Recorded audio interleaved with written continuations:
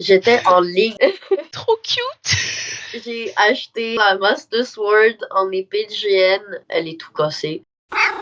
Bonjour à vous mes chatons dorés, je vous souhaite la bienvenue dans ce 3e épisode de ma nouvelle série Chatons. Je suis Fallen Cat et aujourd'hui j'accueille avec moi Sugarbelle 666. Nous nous sommes rencontrés au meet-up que j'ai organisé pour mes 1 an de photographe. Je suis toujours très heureuse d'avoir en convention, puis son énergie positive et sa gentillesse sont incontestables. Salut à toi, merci de te joindre à moi. Allô! Ça fait plaisir. Merci à toi de m'avoir invité. C'est vraiment gentil d'avoir pensé. Moi, c'est Sugarbelle. Je suis connue sur les réseaux pour mon contenu cosplay et mon contenu un peu plus spicy. Ça fait à peu près 6-7 ans que je fais du cosplay, que je vais en convention, que je rencontre des gens, que je vais dans des meet-ups. Le contenu OF, c'est venu par après. Je dirais ça fait peut-être 1 à 2 ans. Mon chat préféré, mon chat fictif préféré, je dirais que ce serait quand Anekawa se fait posséder par un chat dans Neko Monogatari. J'ai jamais vu, il va falloir que je regarde ça. C'est très bon, je le conseille. Un peu bizarre, faites-vous-en pas. Écoute, toutes les années ont leur côté un petit peu plus bizarre. On s'entend là-dessus. Premièrement, je vais commencer par te demander d'où vient le nom Sugarbelle. Honnêtement, j'ai pas vraiment de réponse à ça. J'étais une soirée un peu arrosée, je dirais. J'étais un peu popette, puis je me suis dit, hey, je vais changer mon nom Instagram pour Sugarbelle666. Le 666, c'est mon chiffre chanceux. Et c'était sûr que je le voulais dans mon nom, je l'avais déjà avant. Je me suis dit, genre, le sucre, j'aime bien, puis les gens n'auraient pas m'appeler Belle souvent. Why not faire un mélange des deux? Ben, des trois, techniquement parlant. Donc, tu as découvert le monde du cosplay par les animes à la télévision. Quel était le premier anime que tu as écouté et qu'est-ce qui t'a accroché pour que tu veuilles continuer à en écouter des nouveaux? Mes tout premiers, je savais même pas que c'était des animés, c'était sur des cassettes VHS. Là. Je comprends C'était ça. Albator et Goldorak. Ça a été mes premiers et c'est comme ça que j'ai accroché. Mais quand j'ai vraiment redécouvert les animés et j'ai vu mon frère qui écoutait sur le club illico Fairy Tail dans le sous-sol de mes grands-parents, je suis arrivée, j'ai fait yo, c'est quoi que t'écoutes, ça a l'air cool. Puis là, il était comme va-t'en. Là, je suis comme non.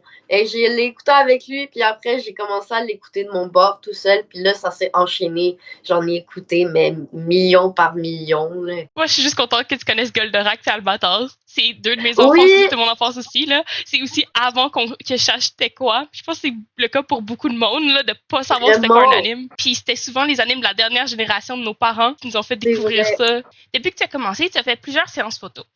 Tu es très doué devant la caméra. Même moi, je t'ai pris en photo, puis je peux dire que tu sais te mettre en valeur. Comment Merci. Comment est-ce que tu as développé cette compétence? Aurais-tu une astuce pour ceux qui débutent? Oh mon Dieu, honnêtement, j'ai juste toujours voulu être mannequin.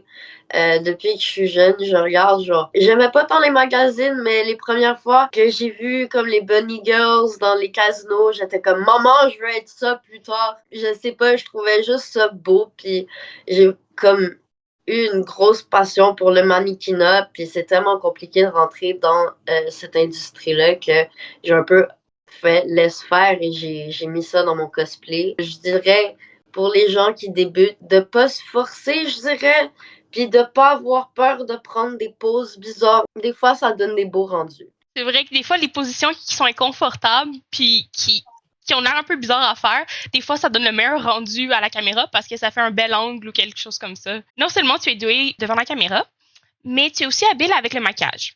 Cependant, tu souhaites développer en cosplay tes habiletés en confection. Est-ce qu'il y a un cosplay que tu rêves de faire de A à Z? Oh mon Dieu, oui, j'en ai quelques-uns parce que je sais qu'ils sont pas trouvables. Donc, toutes les armures de Erza possibles, c'est ma première vraiment big crush dans les animés. Elle me représente beaucoup d'un certain point. Sugar Rush Evelyn dans League of Legends, c'est un skin qui est introuvable et je le trouve trop mignon et adorable. Je commence avec des choses vraiment pas faciles. Mais c'est correct, c'est un projet, là. C'est pas obligé d'être le premier que tu vas faire, mais c'est un but. Dans la vie. C'est ça, on en a toutes. En pré-entrevue, tu as partagé que la convention Otakuton occupe une grande place dans ton cœur. Tu as dit, et je cite, j'ai l'impression d'être chez moi. Comment s'est déroulée cette première journée à la convention quand tu es allé pour la première fois? Qu'est-ce qui t'a le plus marqué, puis qu'est-ce que tu as fait? Ça date. j'étais encore mineure dans ce temps-là et j'ai gossé mon frère pour y aller avec lui. Il voulait pas que je sois là, fait qu'il m'a laissé tout seul dans la convention, mais c'était génial. J'ai préféré ça comme ça. Ok. J'étais en Link de The Legend of Zelda. Trop cute! J'ai acheté justement la Master Sword en épée de GN là-bas. Elle est tout cassée. C'était génial, je sais pas. Toutes les gogos dans la salle marchande, les cosplays qui étaient genre wow, les gens qui étaient trop gentils, puis que je me suis fait, mais genre plein d'amis. Je parlais avec des gens random, puis ils me répondaient, puis tu t'attends pas à ça, parce que dans la vie, tu fais ça dehors, les gens ils pensent que t'es fou. J'étais là dans le hall, mais genre de 9h à 11h le soir avant le dernier métro. On dirait que c'est ma deuxième maison. Si ça pourrait être à l'année, j'irais à l'année. Je serais là tous les jours. Je pense que c'est le cas de beaucoup de monde. Il y a beaucoup de personnes qui vont se Oui. trouver dans ces conventions-là. À la dernière édition de l'Otakuton, tu as fait la promotion des Tea Parties qui avait lieu durant toute la convention. Tu es allé le soir à chacune d'elles. Comment tu fais pour garder le rythme et profiter tout de même de la convention durant les journées, mais tu fais la fête le soir? Comment dire? J'ai aucune idée. Je suis insomniaque chronique, donc ça doit aider. Juste l'excitation des 3 jours en général, ça me tient. Mais le She Party, c'est vraiment le fun. J'adore. Là-bas, j'ai l'impression que c'est beaucoup plus relax, chill. On est une coupe, il y a de l'alcool, il y a des jeux vidéo. Fait que, genre, on joue, on boit, on parle. Il y a un karaoké une fois de temps en temps. Fait que c'est vraiment le fun. Fait que c'est plus comme un hangout avec des amis versus une fête Un dans un peu, bar. un peu. Puis quand il y a des tournois, il y a des prix à gagner aussi. Il y a des petits jeux pendant la soirée, comme des fois ils sortent le Twister. C'est vraiment le fun. Parmi tout le contenu que tu fais notamment des photos plus osées. Tu prends même des demandes personnalisées. Quels sont les avantages de proposer ce type de contenu? Je dirais que ça m'aide à financer mes futurs projets pour la plupart du temps, même si en ce moment j'ai un peu de la misère à rejoindre les deux bouts. Mais en ce moment, tout le monde a de la misère avec la hausse des coûts et tout ça. Mais c'est quelque chose qui me tentait depuis vraiment longtemps. Fait que je me suis dit, pourquoi pas m'y lancer. J'espère peut-être un jour faire des collabs avec certaines personnes, ce genre de choses-là. Et c'est sûr que vu que je viens de commencer, je suis pas encore sûre de tout ce que je veux essayer, de tout ce que je veux faire. Qu'est-ce que t'aimes dans le fait de faire ça? C'est quand même assez artistique et libérateur, si je peux dire, dans un sens, vu que la plupart du temps, les femmes se font opprimer et sexualiser par les hommes, mais dès que genre la femme le fait par elle-même, elle se fait bâcher et ça aide à reprendre confiance en soi dans un certain point. J'ai struggle avec beaucoup d'anorexie dans le passé. Voir que je suis capable de me rendre là, ça fait du bien à l'âme. Merci de partager ça avec nous, c'est super gentil. T'es super jolie comme personne. T'es l'effet wow d'une photo, donc. Oh. Tu souhaites aussi faire des photos plus professionnelles pour ton OnlyFans. Je sais que t'en as déjà fait une. Comment ça se déroule ce type de séance? Est-ce que c'est bien différent d'une séance de photo classique? Vraiment pas, honnêtement. C'est absolument la même chose. C'est juste que là, il y a moins de vêtements. Mais c'est sûr qu'il faut que tu prennes quelqu'un avec qui tu es à l'aise. Moi, la première fois que je l'ai fait, c'est avec quelqu'un que je connais depuis des années. Là. C'est un de mes amis très proches qui habite proche de chez moi. Ça aide, je trouve, à trouver plus d'idées que quand t'es tout seul, puis t'es là, puis t'es comme, qu'est-ce que je fais?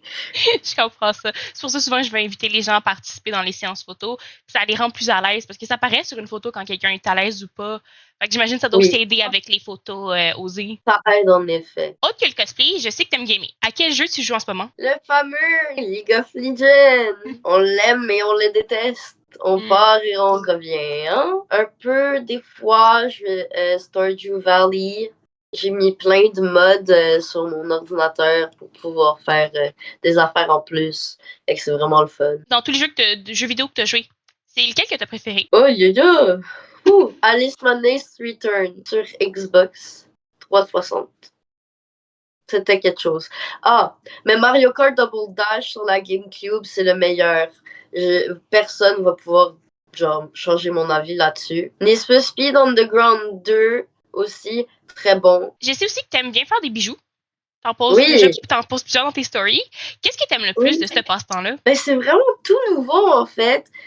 C'est la blonde à mon père qui m'a donné plein de stocks à craft et puis il y avait ça. Et puis j'essayais de commencer à faire des candy pour les raves. C'est des espèces de bracelets spéciaux avec des couleurs flashy et des mots dessus, peu importe le mot. Puis je me suis dit, ben je vais en faire. Mais j'avais plus de choses pour faire des boucles d'oreilles. Fait j'ai fait, pourquoi j'en ferais pas, mais genre, boucles d'oreilles. Donc j'ai commencé à faire des candy pour mes boucles d'oreilles. Et que là, je vais voir si je vais en donner au She Party. J'en ai quelques-unes. J'en ai même fait pour mon cosplay qui s'en vient pour le She Party. Ouh, hâte de voir ça. Est-ce que tu planifies en vendre un jour? Peut-être. J'en ai parlé avec un de mes amis qui, lui, fait d'autres sortes de bijoux et il était comme, on pourrait faire genre des collabs. J'avais pas pensé dans ma tête pour l'instant. Je fais vraiment ça juste comme ça, puis pour les donner à mes amis surtout. Mais j'avoue que ce serait une bonne idée. Mais en même temps, tu veux garder ça plus comme un passe-temps pour l'instant. Ouais, ben c'est sûr que je ferais pas ça de ma vie. Honnêtement, j'aime le domaine dans lequel je travaille, donc Tu travailles en cuisine, c'est bien ça? je travaille sur la ligne. C'est moi qui fais la bouffe, le plating. Puis tu veux le rester là-dedans, c'est ça que tu dis? Ou tu préférerais tout te convertir en cosplay si tu pouvais? Oh, ça c'est compliqué.